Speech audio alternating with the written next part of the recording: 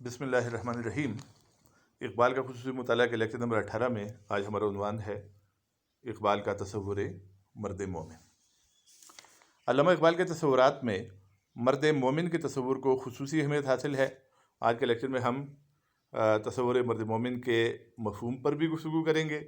اس کے علاوہ ہم تصور مرد مومن کے ماخذ کو دیکھیں گے کہ اس تصور کا جو ماخذ ہے یہ تصور کہاں سے لیا گیا ہے، اور اس کے بعد ہم اقبال کے اشعار پڑھیں گے اور ان اشعار میں ہم دیکھیں گے کہ مرد مومن کی کون کون سی صفات کلام اقبال میں ہمیں نظر آتی ہیں۔ تو اقبال کے یہ تصور بہت زیادہ اہمیت کا حامل ہے۔ اقبال نے اپنی فارسی شاعری میں اور اردو شاعری میں جا بجا مرد مومن کا ذکر کیا ہے اور اس کے جو اوصاف ہیں ان کو بیان کیا ہے۔ مرد مومن کا ذکر کلام اقبال بھی کسی ایک مقام پر، کسی ایک مجموعے میں یا کسی ایک نظم میں نہیں ہے، بلکہ یہ موضوع ان کی ساری شاعری میں پھیلا ہوا ہے اور بکھرا پڑا ہے۔ اردو اور فارسی شاعری میں اقبال نے جہاں جہاں مرد مومن کا تذکرہ کیا ہے اور مرد مومن کی خصوصیات بیان کی ہیں، ان اشعار یا ان صفات کو ہم جب یکجا کر کے دیکھتے ہیں تو اس سے اقبال کے تصور مرد مومن کی تشکیل ہوتی ہے۔ مرد مومن دراصل ایک آئیڈیل مسلمان یا ایک آئیڈیل انسان، یعنی ایک مثالی یا بہترین مسلمان یا ایک مثالی یا بہترین انسان ہے۔ یہ آئیڈیل اقبال کے ذہن میں ہے، اور اس آئیڈیل میں یعنی ایک بہترین انسان میں اور ایک بہترین مسلمان میں کون سی صفات کا ہونا ضروری ہے، ان صفات یا اوصاف کا ذکر اقبال نے مختلف مقامات پر کیا ہے۔ یہی اقبال کے تصور مرد مومن کا سادہ مفہوم ہے، یعنی ایک مثالی یا بہترین انسان میں کون کون سی خوبیاں ہونی چاہیے۔ چنانچہ کبھی اقبال کہتے ہیں کہ مرد مومن پاکیزہ کردار کا مالک ہوتا ہے، کبھی کہتے ہیں کہ مرد مومن بلند اخلاق رکھتا ہے، اخلاقی لحاظ سے وہ بہت بلند مقام پر ہوتا ہے، اس کے ارادے مضبوط ہوتے ہیں، خیالات میں رفت ہوتی ہے، وہ اللہ کا اطاعت گزار ہوتا ہے، وہ جرأت، بہادری اور حوصلے سے باطل قوتوں کا مقابلہ کرتا ہے۔ اسی طرح مرد مومن کی ایک بڑی خوبی خودی ہے۔ خودی کا ذکر ہم لیکچر نمبر 17 میں یعنی گزشتہ لیکچر میں کر چکے ہیں، وہ بھی آپ سن لیں۔ تو مرد مومن کی ایک بڑی خوبی خودی ہے۔ تیری خودی میں اگر انقلاب ہو پیدا، عجب نہیں کہ یہ چار سو بدل جائے۔ عشق بھی مرد مومن کی صفات میں سے ہے۔ مومن از عشق است، مومن از عشق است، عشق از مومن است، عشق را ناممکن ما ممکن است۔ یعنی مومن عشق سے ہے، عشق مومن سے ہے، اور عشق کے لیے ہمارے ناممکن بھی ممکن ہے۔ یعنی ہمارے لیے جو چیز ناممکن ہے وہ عشق کے لیے ممکن ہے۔ پھر جہد و عمل ہے، جد و جہد، اسٹرگل، حق گوئی و بے باکی ہے، یہ ساری مرد مومن کی صفات ہیں۔ آئین جواں مرداں، حق گوئی و بے باکی، اللہ کے شیروں کو آتی نہیں روباہی۔ فقر ہے، درویشی ہے، یہ سب مرد مومن کی صفات ہیں۔ اس کے علاوہ دیگر جو صفات ہیں وہ بھی ہم آگے جا کر پڑھیں گے۔ جب ہم مرد مومن سے متعلق اشعار پڑھیں گے تو ان اشعار میں ہمارے سامنے مرد مومن کی صفات آئیں گی۔ اس مرد مومن کے لیے اقبال مختلف نام استعمال کرتے ہیں۔ مثلاً وہ اسے کبھی مرد مومن کہتے ہیں، کبھی بندہ مومن کہتے ہیں، کبھی مرد حق کہتے ہیں، کبھی بندہ آفاق کہتے ہیں، کبھی بندہ مولا صفات کہتے ہیں، کبھی مرد قلندر کہتے ہیں۔ نہ تاج و تخت میں نہ لشکر و سپاہ میں ہے، جو بات مرد قلندر کی بارگاہ میں ہے۔ اسی طرح مرد خدا اور بندے خدا کے نام بھی مرد مومن کے لیے استعمال ہوئے ہیں۔ اب یہاں تک تو ہم نے مرد مومن کے مفہوم کو بیان کیا اپنے لفظوں میں کہ مرد مومن کیا ہے۔ اس کے بعد ہم یہ دیکھیں گے کہ مرد مومن کا ماخذ کیا ہے، یعنی یہ تصور جو ہے یہ ہمیں کہاں کہاں ملتا ہے اور کہاں کہاں سے اقبال نے استفادہ کیا ہے۔ تصور مرد مومن کو اقبال نے کہاں سے لیا ہے، اس کے بارے میں مختلف آراء ہیں۔ یعنی ہم مفہوم بیان کرنے کے بعد اب ماخذ بیان کر رہے ہیں، تو ماخذ کے بارے میں مختلف جو ماہرین ہیں انہوں نے مختلف آراء پیش کی ہیں۔ ماہرین اقبالیات اور نقادوں نے اس حوالے سے اپنے خیالات کا اظہار کیا ہے۔ کوئی کہتا ہے کہ مرد مومن کے یہ تصور اور مرد مومن کے جو اوصاف ہیں، یہ جو اقبال نے بیان کیے ہیں، یہ سب کچھ اقبال نے اسلامی تعلیمات یعنی قرآن و حدیث سے اخذ کیا ہے۔ کوئی کہتا ہے اقبال نے مغربی فلسفیوں سے اس سلسلے میں استفادہ کیا ہے، اور اس حوالے سے جرمن فلسفی نیتشے کا نام زیادہ لیا جاتا ہے، جس کا فوق البشر یا سپر مین کا تصور بہت مشہور ہے۔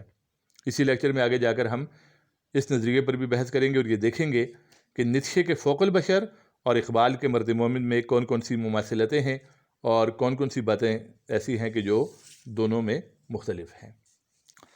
اب اقبال کے مرد مومن کے تصور کے ماخذ پر جب بات کی جائے تو بات یہ ہے کہ جب ہم اسلامی تعلیمات یعنی قرآن و حدیث کی طرف رجوع کرتے ہیں تو وہاں بھی ایک اچھے انسان کی خوبیاں بیان ہوتی ہوئی ہمیں دکھائی دیتی ہیں۔ مثلاً اللہ کی اطاعت کرنے والا، گناہوں سے بچنے والا، دوسرے انسانوں کو فائدہ اور راحت پہنچانے والا، کسی کو ایذا نہ دینے والا، پاکیزہ کردار کا مالک، عمدہ اخلاق وغیرہ، یہ تمام صفات جو ہیں ہمیں اسلامی تعلیمات میں ملتی ہیں کہ جو ایک اچھے انسان کی اور ایک مرد مومن کی صفات ہیں۔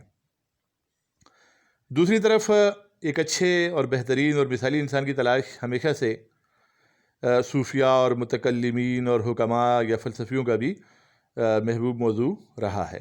چنانچہ مسلمان صوفیاء میں مولانا روم ہیں، ابن مشکویہ، عبد الکریم الجیلی اور دوسرے صوفیاء جو ہیں انہوں نے اس موضوع پر اظہار خیال کیا اور ایک بہترین یا کامل انسان کے اوصاف کو بیان کیا ہے۔ پھر ہم مشرق اور مغرب کے حکماء یا فلسفیوں کی طرف دیکھتے ہیں تو ان کا بھی یہ ایک مرغوب موضوع رہا ہے۔ سقراط، افلاطون اور ارسطو کے زمانے سے لے کر آج تک یہ بحث جو ہے چلی آ رہی ہے فلسفے کی دنیا میں۔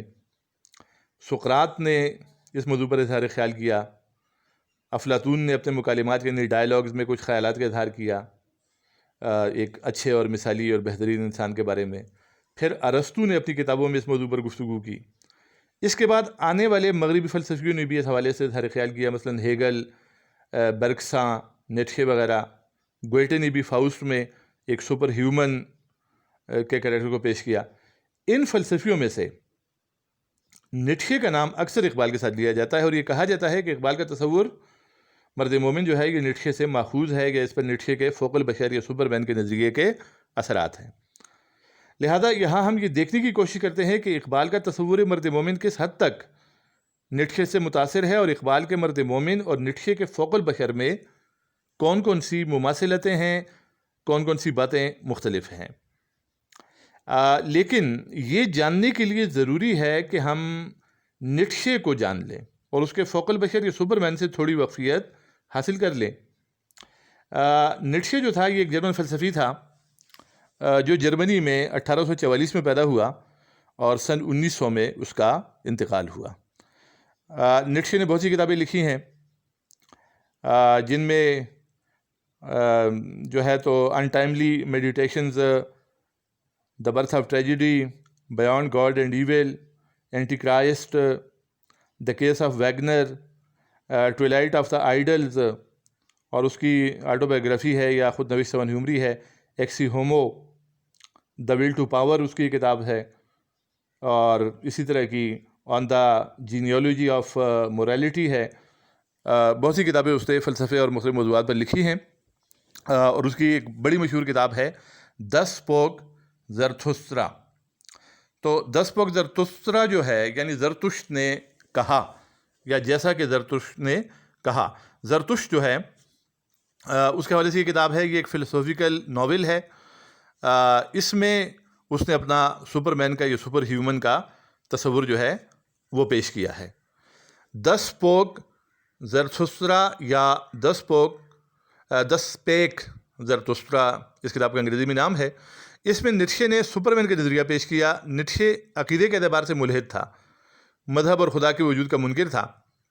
اس نے خدا کے وجود کا انکار کیا اور مسیحی اخلاقیات یعنی کرسچن موریلٹی اور مسیحی عقائد یعنی بیلیفس آف کرسچینٹی پر بھی اپنی تحریروں میں تنقید کی، اور سپر مین کا نظریہ پیش کرتے ہوئے اس نے یہ کہا کہ دنیا کو ایک ایسے انسان کی ضرورت ہے اور وہ انسان دنیا میں آئے گا جو بے پناہ طاقت اور قوت کا حامل ہوگا، وہ طبقہ اشرفیہ یعنی ایلیٹ کلاس سے ظہور پذیر ہوگا، وہ معمولی انسانوں کے درمیان خطرات کو جھیلتے ہوئے اور تمام رکاوٹوں کو اپنی عقل اور زور بازو سے اور فراست سے ہٹا کر ہر طرف چھا جائے گا، اور وہ مسیحی اخلاقیات یعنی کرسچن موریلٹی، مذہبی عقائد یعنی بیلیفز اور فرسودہ خیالات پر کری ضرب لگائے گا۔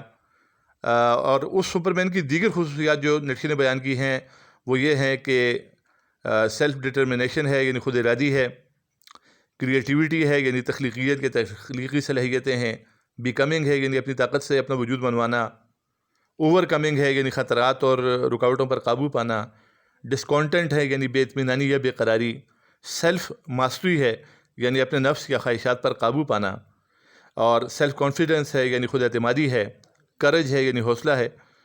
اب یہ ساری صفات، یہ ساری خصوصیات جو ہیں اس سپرمین کی بیان کی گئی ہیں۔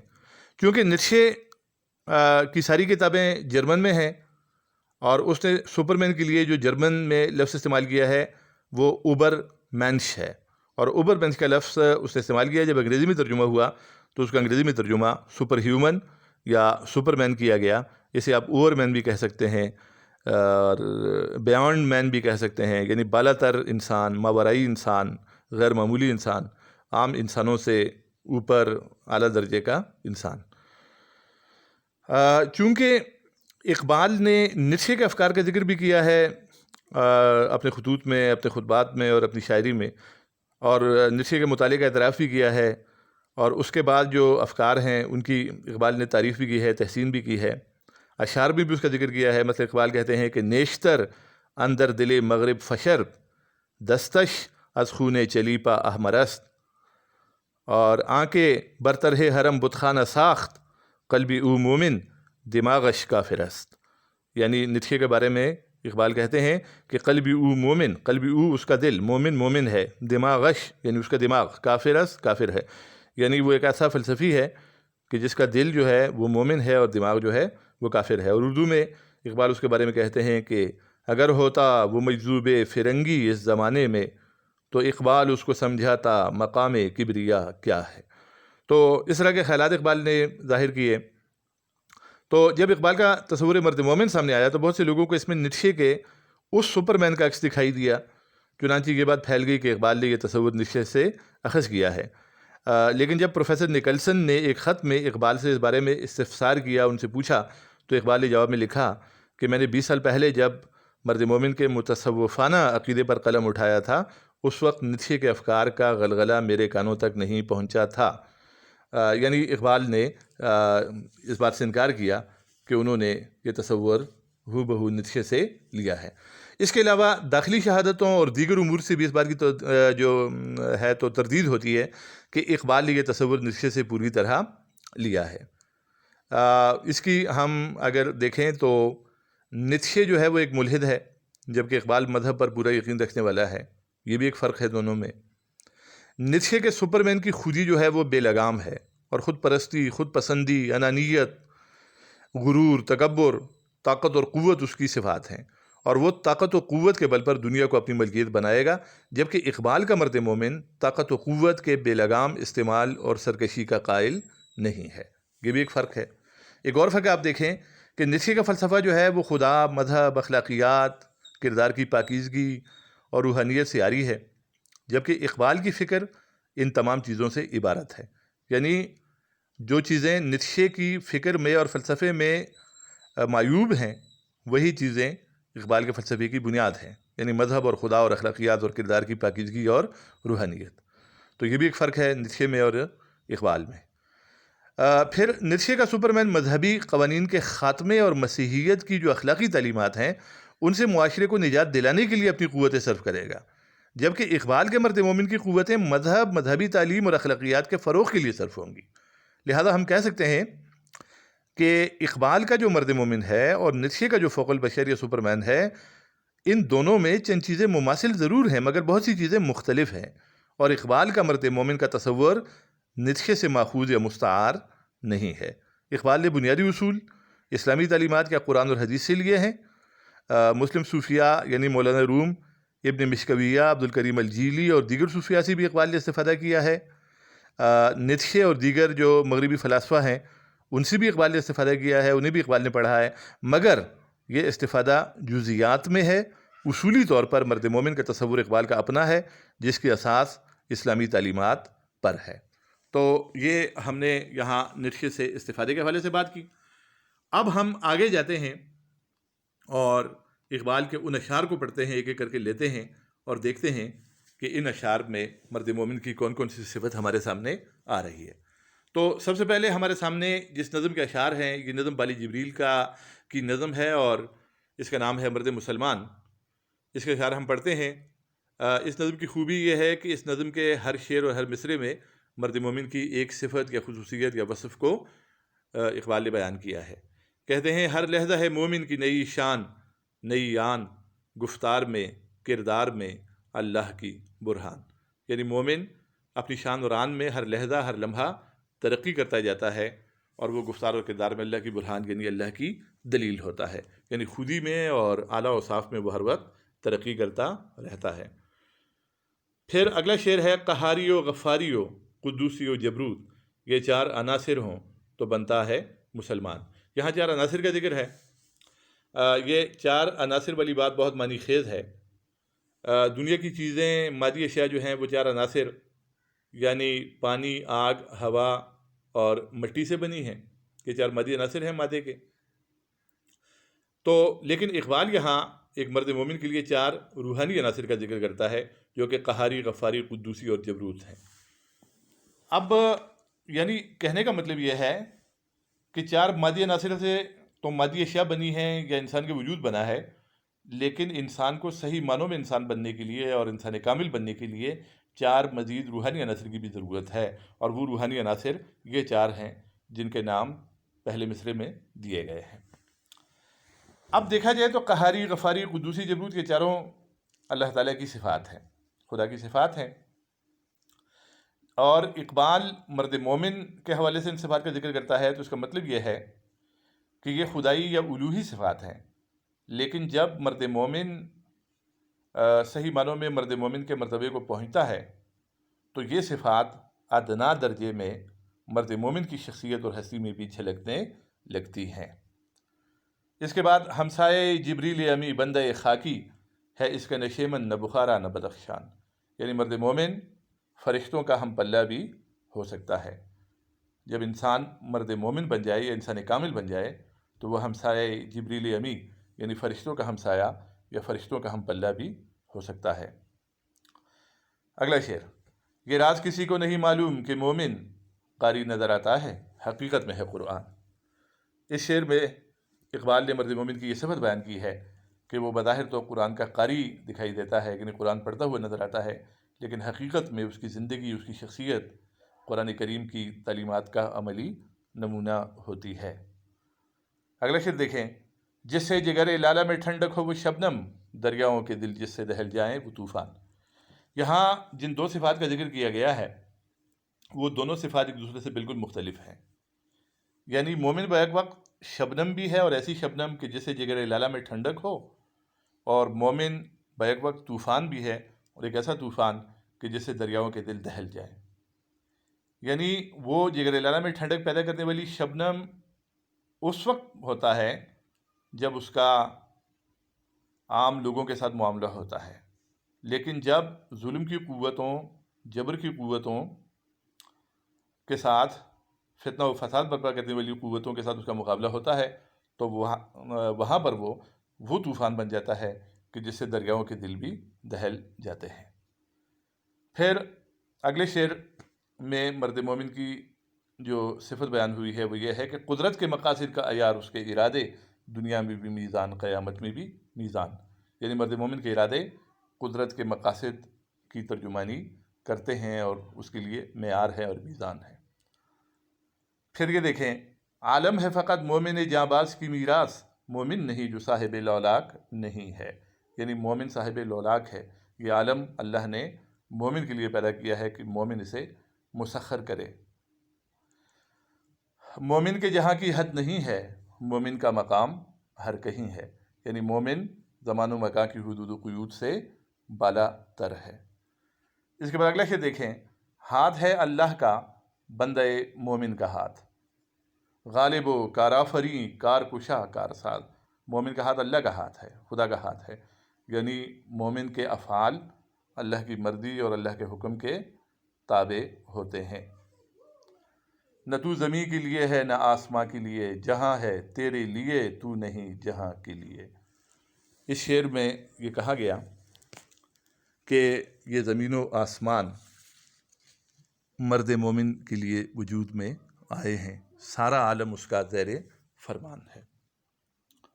اگلا شعر دیکھیں، تقدیر کے پابند نباتات و جمادات، مومن فقط احکام الہی کا ہے پابند، یعنی مومن تقدیر کا پابند نہیں بلکہ احکام الہی کا پابند ہے، اور مومن تقدیر کا رخ موڑ سکتا ہے۔ ایک اور مقام پر اقبال کہتے ہیں کہ تیرے دریا میں طوفاں کیوں نہیں ہے، خودی تیری مسلمہ کیوں نہیں ہے، ابس ہے شکوے تقدیر یزداں تو خود تقدیر یزداں کیوں نہیں ہے۔ اس کے بعد ہمارے سامنے جو اشعار آ رہے ہیں ان میں اقبال نے بظاہر اپنا ذکر کیا ہے، لیکن صفات جو ہیں وہ مرد مومن کی بیان کی ہیں۔ اپنے پردے میں اقبال نے عمومی طور پر مرد مومن کی جو صفات ہیں وہ بیان کی ہیں۔ کہتا ہوں وہی بات سمجھتا ہوں جسے حق، نے ابلۂ مسجد ہوں نہ تہذیب کا فرزند، اپنے بھی خفا مجھ سے ہیں بیگانے بھی ناخوش، میں زہر حلاحل کو کبھی کہہ نہ سکا قند۔ یعنی میں وہی بات کرتا ہوں کہ جو حق ہوتی ہے اور جو سچ ہوتی ہے، اپنے بھی مجھ سے خفا ہوتے ہیں بیگانے بھی ناخوش ہوتے ہیں، لیکن میں زہر کو قند نہیں کہہ سکتا۔ ایک مومن کی یہ صفت ہے کہ اس میں حق گوئی ہو، وہ کبھی کوئی ایسی بات نہ کرے کہ جو جھوٹی ہو، جو حقیقت کے خلاف ہو، وہ حقیقت کبھی نہ چھپائے، حق پرستی سے ہی وہ زندہ رہتا ہے۔ مشکل ہے کہ ایک بندہ حق بین و حق اندیش خاشاک کے تودے کو کہے کوہ دماوند، یعنی ایک حق بین اور حق اندیش کے لیے، ایک مرد مومن کے لیے اور ایک صاف گو کے لیے اور ایک سچی بات کرنے والے کے لیے یہ ممکن نہیں کہ وہ خاشاک کے تودے کو، یعنی گھاس پھوس کے تودے کو وہ کیا کہے، کوہ دماوند کہے۔ ہوں آتش نمرود کے شعلوں میں بھی خاموش، میں بندے مومن ہوں نہیں دانے اسپن۔ مومن آتش نمرود کے شعلوں میں بھی خاموش ہوتا ہے، یعنی بڑی بڑی قربانیاں بھی حق کے لیے دیتا ہے۔ ہو حلقہ یاراں تو بریشم کی طرح نرم، رزم حق و باطل ہو تو فولاد ہے مومن۔ یہاں بھی ایک دفعہ پھر مومن کی دو ایسی صفات بیان کی گئیں مرد مومن کی کہ جو ایک دوسرے سے بالکل مختلف ہیں، اور یہاں تشبیہات آئی ہیں ریشم کی اور فولاد کی، یعنی مومن بیک وقت ریشم کی طرح نرم بھی ہے اور فولاد کی مانند سخت بھی ہے۔ تو جب باطل کی قوتوں کا مقابلہ ہو تو وہ فولاد جیسا ہو جاتا ہے، اور جب اللہ کے بندوں کے ساتھ معاملہ ہو تو وہ بریشم کی طرح نرم ہو جاتا ہے۔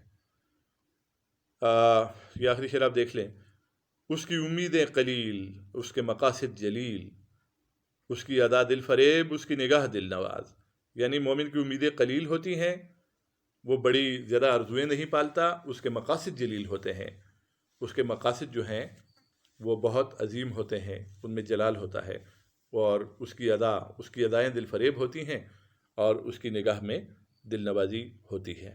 تو یہ چند ایک صفات تھی کہ جو مرد مومن کی کلام اقبال میں بیان ہوئی ہیں، کہ صرف انتخاب تھا، مرد مومن سے متعلق اقبال کا کلام بھرا پڑا ہے، آپ خود بھی اس کا مطالعہ کریں تو مرد مومن کی اور صفات بھی آپ کے سامنے آ جائیں گی۔ اللہ حافظ۔